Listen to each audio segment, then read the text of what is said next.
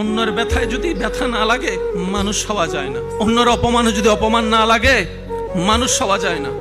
নবী রাহমাতুল্লিল আলামিন বলেছেন, নিজে না খেয়ে হলো মানুষের মুখে খাওয়ার ব্যবস্থা করে দাও।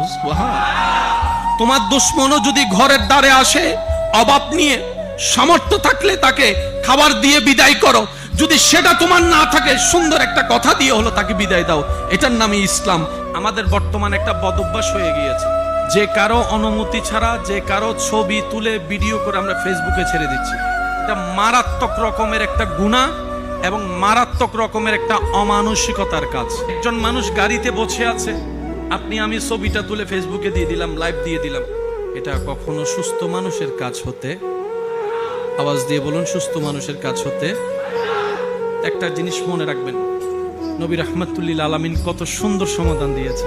তুমি নিজের জন্য সেটাই পছন্দ করো, তুমি নিজের জন্য যেটা পছন্দ করো সেটা অন্যের জন্য পছন্দ করিও।